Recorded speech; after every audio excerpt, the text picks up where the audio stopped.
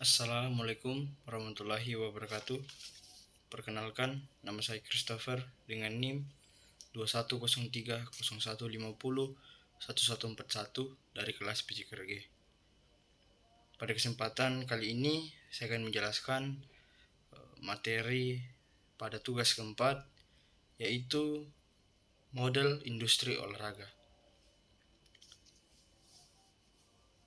Baik, kita melangkah pada slide yang pertama, yaitu pengertian dari sebuah model industri olahraga.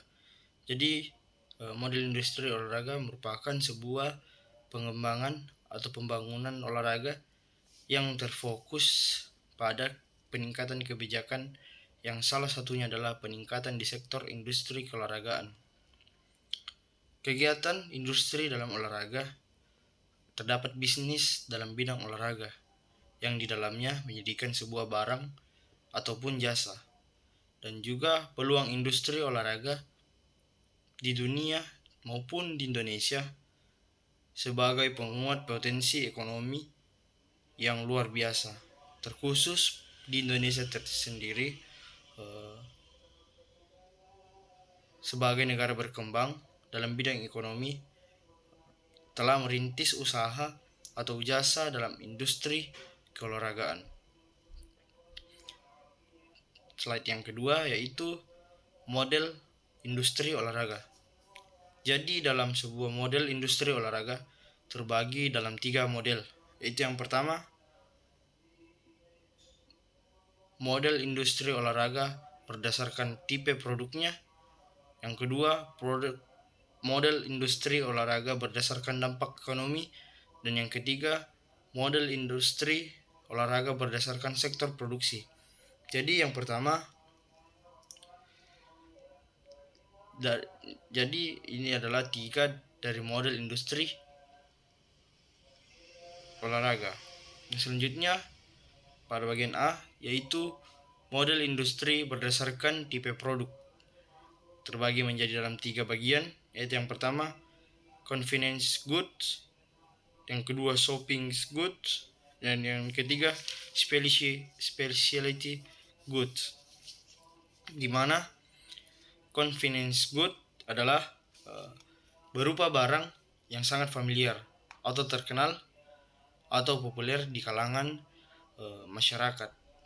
Dan yang kedua yaitu shopping good adalah berupa barang ataupun jasa yang belum sangat terkenal atau populer di lingkungan masyarakat dan masih membutuhkan barang tambahan. Dan yang ketiga yaitu specialty good adalah sebuah produk yang spesial, di mana produk specialty good ini adalah sebuah barang yang bisa tergolong dalam familiar atau populer di kalangan masyarakat dan tidak membutuhkan lagi tambahan.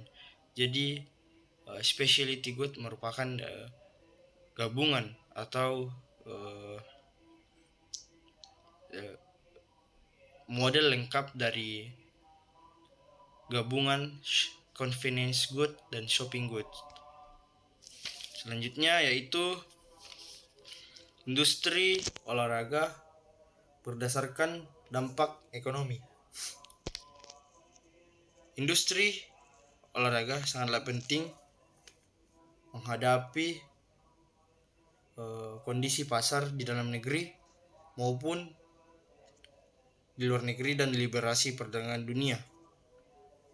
Ada dampak dari perindustrian, yaitu dampak terhadap perkembangan dapat dilihat dari arah kebijakan ekonomi yang tertuang dalam GBHN 2000 sampai 2004, yaitu di mana pengembangan perekonomian yang berorientasi global sesuai kemajuan teknologi dengan membangun keunggulan kompetitif berdasarkan keunggulan komparatif sebagai negara maritim dan agraris sesuai kompetensi produk unggulan di setiap negara, terutama pertanian dalam arti luas.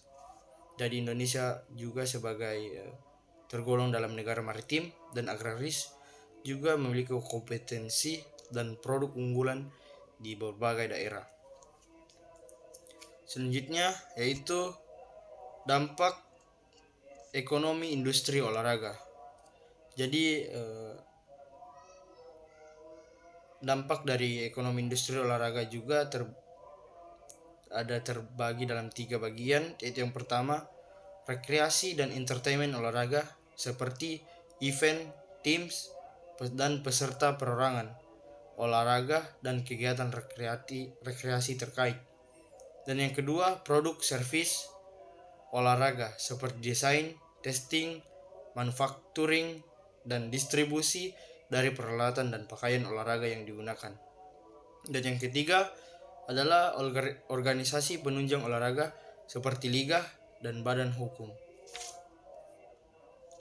Bagian C yaitu model industri olahraga berdasarkan sektor produksi, terbagi ke dalam 5 bagian, yaitu yang pertama jog shop production, yang kedua flow shop production, yang ketiga project production, yang keempat batch production, dan kelima continuous production.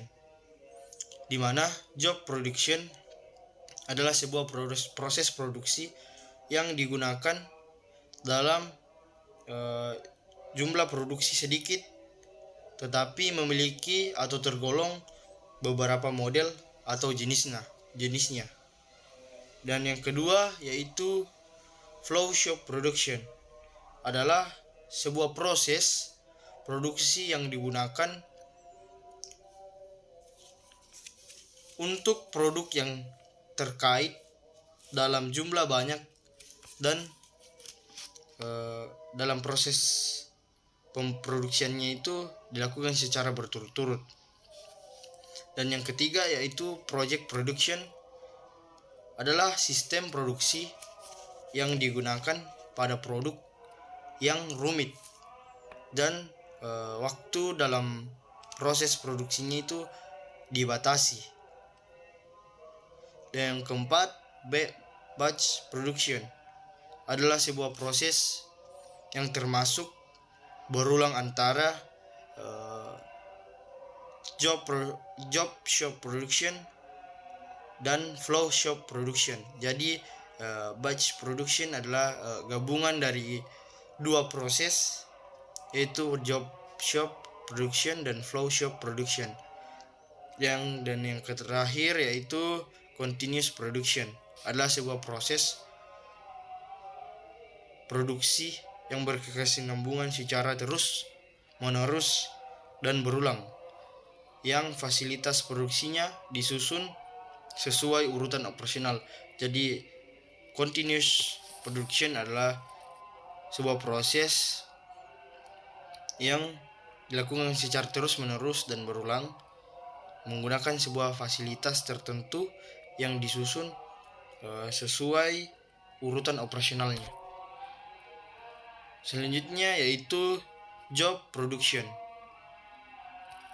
Pada bagian A yaitu memiliki ragam produk atau varian yang banyak dan rendah volume produksi. Bagian B menggunakan fasilitas dan mesin-mesin umum. Bagian C tenaga kerja yang sangat terampil dan yang dapat menerima tantangan pekerjaan atas keunikan produk yang dikerjakan. Bagian D memerlukan persediaan bahan dan peralatan yang banyak. Bagian E memerlukan perencanaan yang sangat terperinci terhadap setiap permintaan dan kebutuhan. Flow shop production yaitu standarisasi produk dan urutan proses menggunakan mesin dan peralatan yang memiliki kapasitas produksi dan tingkat output yang tinggi, volume produksi yang tinggi, siklus produksi yang pendek, dan persediaan material dapat lebih cepat untuk dikonversikan menjadi penjualan. Project production memiliki fleksibilitas yang tinggi tapi volume produksinya sangat rendah. Memiliki unit atau produk diproduksi diletakkan di tempat yang tetap. Se- semua sumber daya yang diperlukan akan dibawa ke tempat produksi. Batch production, waktu produksi lebih pendek. B. Tempat dan mesin lebih fleksibel. Bagian C. Tempat dan mesin diatur untuk produksi dalam bentuk batch dan diubah dalam pengaturannya untuk batch yang selanjutnya. Yang bagian D yaitu waktu dan biaya produksinya lebih rendah dibandingkan dengan job shop. Dan selanjutnya yaitu continuous production. Pada bagian A, tempat atau pabrik dan mesin peralatan kerja didedikasikan khusus untuk satu jenis produk, tidak fleksibel. Bagian B, material ditangani secara otomatis. Bagian C, proses operasi mengikuti urutan yang telah ditentukan. Perencanaan dan pengendalian dilakukan secara rutin. Dan yang terakhir yaitu biaya per unit yang rendah karena volume produksi yang tinggi. Sekian, terima kasih materi yang dapat saya sampaikan dari model industri olahraga. Kurang dan lebihnya mohon dimaafkan. Terima kasih.